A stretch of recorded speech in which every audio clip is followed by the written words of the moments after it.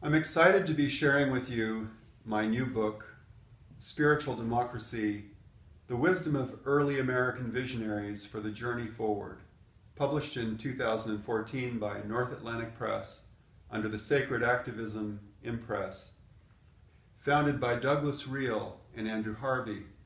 Spiritual democracy is a state of mind.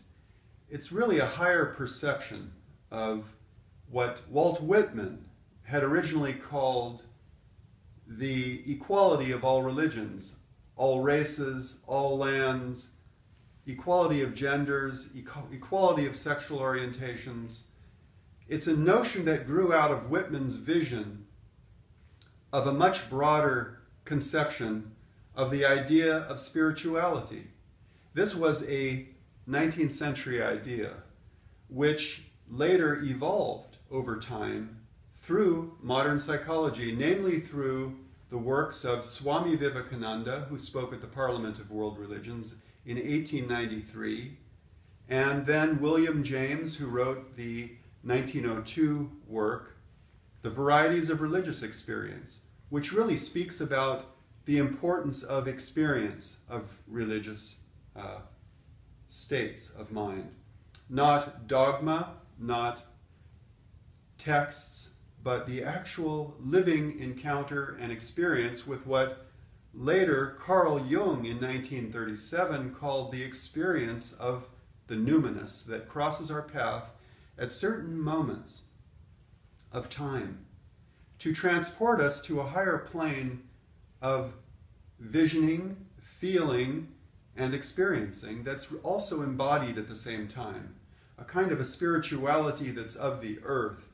Whitman spoke of this as a technique which he called vocalism, the divine power to speak words.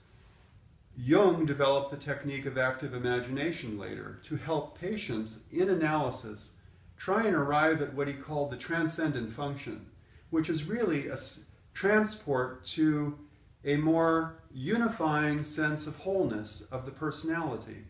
So spiritual democracy, you could say, is a state of mind through which the sense of oneness, of being, the ground of being, is really experienced. And also it's an emotional state. The poet shamans who I speak of in this book, namely Emily Dickinson, Walt Whitman, and Herman Melville, have that unique capacity to transport the reader to a state of ecstatic consciousness. So spiritual democracy has a lot to do with the experience of emotion. Emily Dickinson described it beautifully when she said, if I feel that my top of my head is taken off, I know that is poetry. This is the idea that we are scalped by something. She called it the electric moccasin, some electrical current that crosses our path or surges through us at some moment. So it's really an emotional state that leads to a transformation of awareness, to a higher perception, where there's no infighting, you could say, between the various religious factions. This clash we're seeing today between Islam and the West that I analyze in my book in relationship to Melville's vision of evil, Herman Melville, the author of Moby Dick, he really arrived at a vision where he could show that there's no need for infighting anymore between religious factions, political ideologies, when one can experience these states of mind. So my book really goes to the foundation. It traces the roots, the origin of the concept. Walt Whitman said, "Stop this day and night with me, and you shall possess the origin of all poems. You shall possess the good of the earth and the sun. There are millions of suns left." Well, this idea of the origin of all poetry is really the tracing of human consciousness back to its origins, back to its roots in shamanism.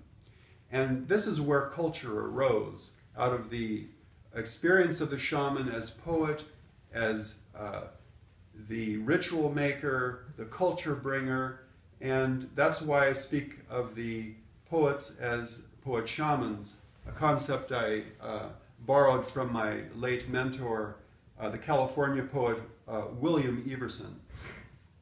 So if one can grasp that the human mind is capable of getting out of its limited, fixed ideas through certain techniques. Again, Carl Jung used the term active imagination as one of these techniques. Walt Whitman used free verse or vocalism to help individuals through journaling, through poetry, move through language out of the limited structures that we've inherited from our religious foundations.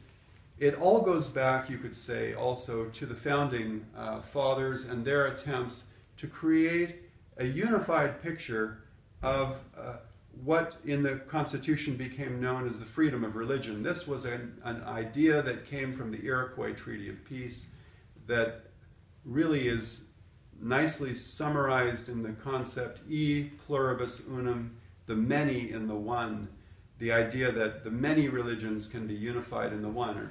This is not just an idea that relates to the 13 colonies in the one union. It also expands through our Constitution into this idea of pluralism or syncretism, the idea that there's no more need for infighting when one has an experience outside of the perimeters of the limited ego awareness and can actually perceive the evolution of religious ideas from a point of view that really goes beyond any one. So thank you for listening, and I hope you'll take a look at my book and look at the foundations for the idea. That's why I take so much time to elaborate these concepts based on the antecedents. We really have to know where the foundation is, where the root is, where the idea developed first, in order to arrive at a newer understanding. So thanks again.